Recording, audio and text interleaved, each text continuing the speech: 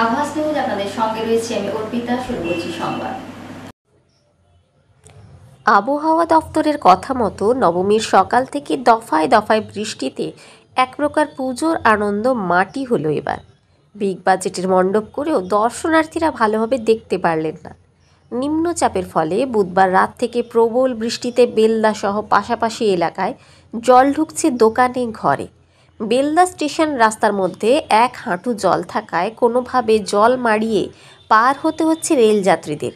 বেলদার প্রায় প্রতিটি এলাকায় জল জমছে। বেলদা 2 গ্রাম পঞ্চায়েতের পক্ষ থেকে বারে বারে জল নিকাশি ড্রেন পরিষ্কার করলেও কতিপয় এলাকাবাসী ফের সেই জল নিকাশি ড্রেনের মুখগুলি ভর্তি করায় এই সমস্যা দেখা দিয়েছে। তবে যেভাবে বৃষ্টি হচ্ছে তাতে প্রচুর ক্ষতির মুখে পড়লেন সাধারণ মানুষ।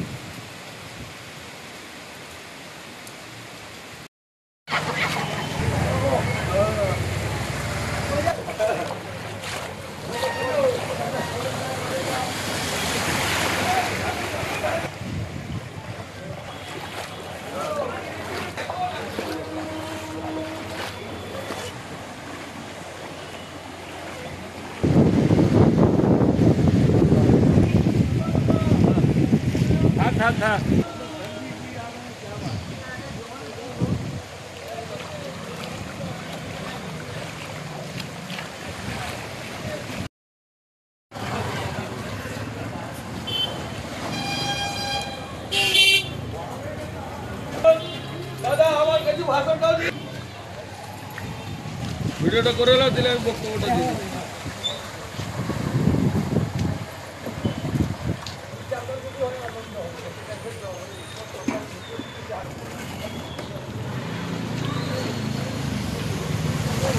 আস্তে আস্তে যাবে।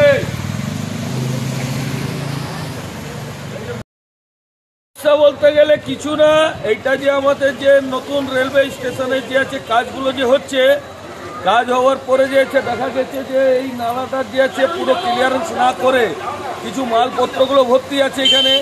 এখনো কাজ চলছে তা নয়, কাজটা রানিং থাকাকালীন এবারে বর্ষার তো প্রাকৃতিকে তো কেউ আটকাতে পারবে না। এই প্রাকৃতির জন্য যে আছে অবস্থা এরকম হয়ে গেছে। এখন ঠাকুরের যে আছে দেওয়া জল মানুষকে তো গ্রহণ করতে হবে। এবারে মোটামুটি এইটা আছে, সবাইকে বলে দিয়েছি যে ডিটল একটু বেশি বিক্রি হবে। এই জল থেকে বাড়ি গেলে আপনারা ডিটল থেকে হাত পা ধুয়ে নেবেন। বাকি এই সমস্যাটা এমন কোনো ব্যাপার নয়, 2-3 দিন যদি বৃষ্টি না হয় জলটা নেমে চলে যায়। তবে এটা মনে হচ্ছে দীর্ঘ বেশি দিন থাকবে না, কেন রাস্তাঘাট সব ঠিক হচ্ছে। এই স্টেশন রাস্তাটা কমপ্লিট হয়ে যাওয়ার পরে মোটামুটি যে আছে এই রাস্তাটাও ঠিকঠাক হয়ে যাওয়ার ব্যবস্থা হচ্ছে, পরিকল্পনা চলছে। আমাদের পঞ্চায়েতও যে আছে অনেকটা খাটাখাটনি করছে, পঞ্চায়েত অনেকটা নালা পরিষ্কার রেখেছে, তাই বলে যে আছে আমাদের জলটার যে আছে মোটামুটি সেরকমভাবে অবস্থাটা খারাপ নেই। আগে যেভাবে হতো এখন পঞ্চায়েত খুব মানে একদম সক্রিয় হয়ে গেছে, পঞ্চায়েত খুব পরিষ্কার রেখেছে। আমাদের প্রধানরাও প্রচুর কাজ করছে, আমাদের যে জেনারেল কমিটির মেম্বাররাও প্রচুর কাজ করছে। তাই যে আছে আমাদের অতটা অসুবিধা ভোগ করতে হচ্ছে না। তবে টুকিটাকি দেখুন প্রকৃতি, এখন বৃষ্টি হলে কি আপনার ছাদে জল জমবে না? হতেই পারে, ছাদ থেকে জল পড়লে তো সেই জলটা তো বাজারে কোথাও পড়বে। জল তো আর আপনি ডিবাতে ভর্তি করে রাখতে পারবেন না। তাই জন্য এমন কোনো সমস্যা নেই, এটা ছোটো মোটো ঘাটোর ব্যাপার আছে, কোনো ব্যাপার নেই, 2-1 দিনেই সব পরিষ্কার হয়ে যাবে। আপনার নামটা? আমার নাম জিতেশ কুমার জৈন, বেল্লা বাসিন্দা। কদিন ধরে অসুবিধাটা ভোগ করছেন? না না, এটা কিছু না, এটা কালকে একটু বৃষ্টিটা একটু বেড়েছে বলে এইটা। আর যদি বৃষ্টিটা একটু কমে যাবে তাহলে আজ সন্ধ্যাবেলা বা রাত্রের মধ্যেও পরিষ্কার হয়ে যেতে পারে, এমন কোনো ব্যাপার নয়। এর যাওয়া আসার রাস্তাটা খুব পরিষ্কার পঞ্চায়েত রেখেছে বলে এই আর অতটা অসুবিধা হয় না। আগে যেমনি 2-3 দিন থাকতো, তখনকার সেই টাইমের পঞ্চায়েত যে আছে চালাতো, আপনারা তো জানেন 35 বছরের সরকার। আর এখন আমাদের যে আছে মা মাটি মানুষের সরকার আছে, মা মাটি মানুষ আমাদের দিদি সব কিছু ব্যবস্থা রেখেছে। সবকে বলেছে আগে কাজ করবে, পাবলিকের জন্য আগে কাজ করবে। জেনারেশন ভোট দিচ্ছে, জেনারেশনের জন্য আগে সুবিধা হোক করে দিবে। তাই যাচ্ছে, আমার মনে হচ্ছে না যে সেরকম কোনো কিছু ব্যাপার, মোটামুটি ভালো। 1-8 দিন একটু কষ্ট মানুষকে সেটা মেনে নিতে হয়, সেটা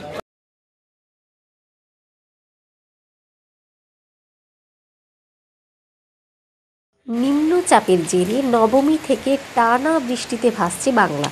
এর মধ্যেই দফায় দফায় জল ছাড়তে শুরু করেছে ডিভিসিও। ইতিমধ্যেই প্লাবিত বহু এলাকা। শুক্রবার সন্ধ্যায় এই নিয়ে ডিভিসিকে তোপ দাগলেন মুখ্যমন্ত্রী মমতা বন্দ্যোপাধ্যায়।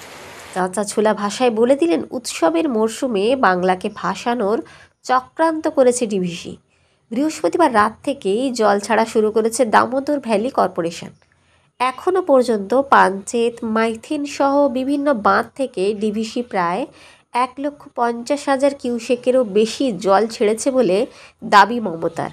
ডিভিসিকে তুলোধনা করে এক্স হ্যান্ডেলে তিনি লেখেন, এটা সুপরিকল্পিত চক্রান্ত যাতে উৎসবের সময় বাংলাকে প্লাবিত করা যায়। দুর্গাপুজো মিটলেও সামনেই লক্ষ্মী পুজো, তারপরেই কালীর আরাধনায় মাতবে গোটা বাংলা। এই আবহে মানুষকে যন্ত্রণায় ফেলার ষড়যন্ত্র করা হচ্ছে বলে অভিযোগ মুখ্যমন্ত্রীর। তার কথায় কোটি কোটি মানুষ পুজোর আনন্দে মেতে রয়েছে, সেই সময়ে আমাদের ওপরে বিপর্যয় চাপিয়ে দেওয়া হচ্ছে। ওরা আমাদের যন্ত্রণায় ফেলতে চাইছে। এই মুহূর্তে ওড়িশার কাছে অবস্থান করছে নিম্নচাপ, সেটাই আরও শক্তি বাড়িয়ে গভীর নিম্নচাপে পরিণত হতে পারে বলে পূর্বাভাস দিয়েছে আবহাওয়া দপ্তর। ফলে দক্ষিণবঙ্গের জেলাগুলিতে বৃষ্টির সম্ভাবনা রয়েছে। উত্তরবঙ্গেও ভারী থেকে অতি ভারী বৃষ্টির সতর্কবার্তা জারি করা হয়েছে। এই পরিস্থিতিতে ডিভিসি জল ছাড়লে বাংলার একাধিক এলাকায় বন্যা পরিস্থিতি সৃষ্টি হতে পারে বলে অনুমান ওয়াকিবহাল মহলের একাংশের।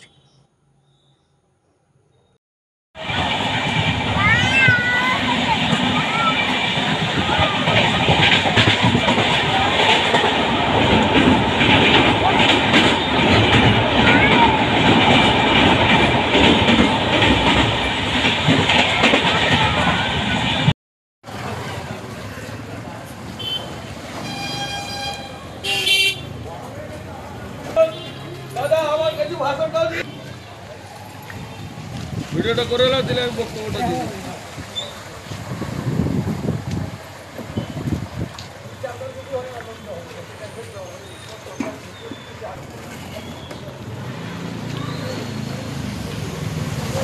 আস্তে আস্তে যাবে।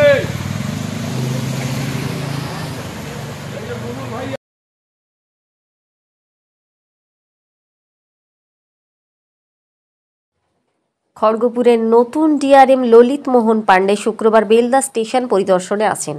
বেলদা স্টেশনের নির্মাণ কার্য পরিদর্শনে ডিআরএম সহ অন্যান্য রেলের আধিকারিকরা বেলদা স্টেশনে উপস্থিত হন। বেলদা রেল যাত্রী ও নাগরিক কল্যাণ সমিতির পক্ষ থেকে নতুন ডিআরএমকে ফুলের স্তবক দিয়েই শারদীয়ার শুভেচ্ছা জানানো হয়। বেলদা রেল যাত্রী ও নাগরিক কল্যাণ সমিতির সম্পাদক রামলাল রাঠি জানান, আগামী দিনে বেলদা স্টেশনে আরও যাতে নতুন নতুন ট্রেনের স্টপেজ, স্টেশনের সার্বিক উন্নয়ন করা যায়, এ নিয়ে আমাদের কমিটির পক্ষ থেকে লাগাতার আন্দোলন চলবে। আজকে আমরা ফুল এবং মিষ্টি দিয়ে নতুন ডিআরএমকে বেলদা রেল যাত্রা নাগরিক কল্যাণ সমিতির পক্ষ থেকে স্বাগত জানালাম।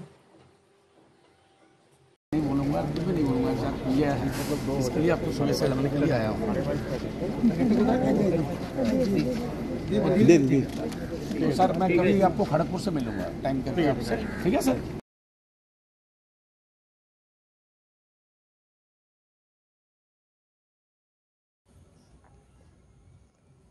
মায়ের বিদায় বেলায় মহিলাদের সিঁদুর খেলার রীতি বহু প্রাচীন।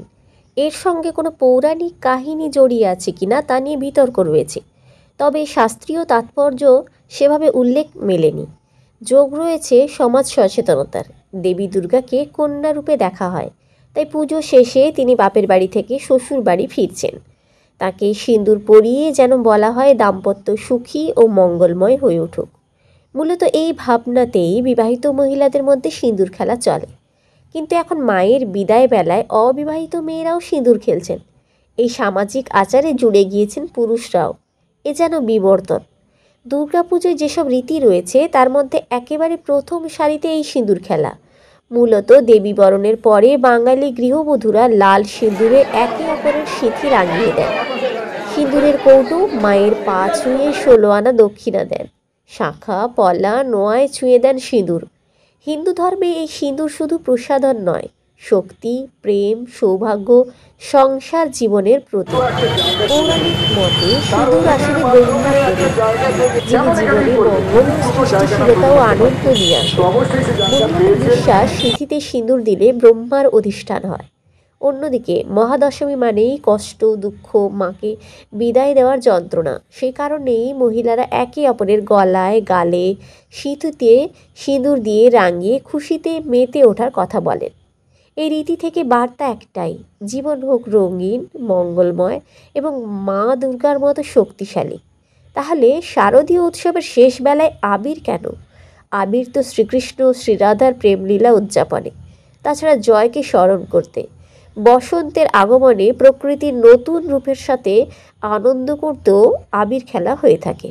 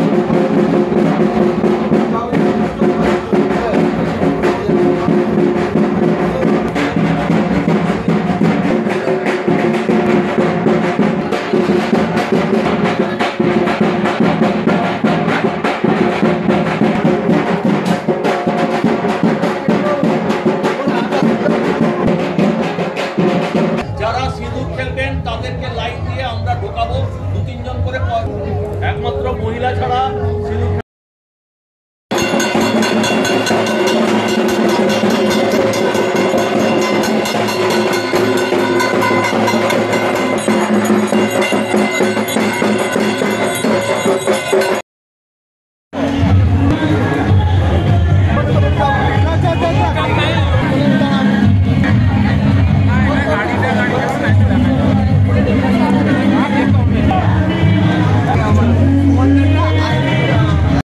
তোমার গর্ভে জন্ম নিতে চাই মা, আমি তোমার গর্ভে জন্ম নিতে চাই, কিন্তু সে জন্মে 24 পার্বণ পুজো ফাটিয়ে আনন্দ করুন সবাই।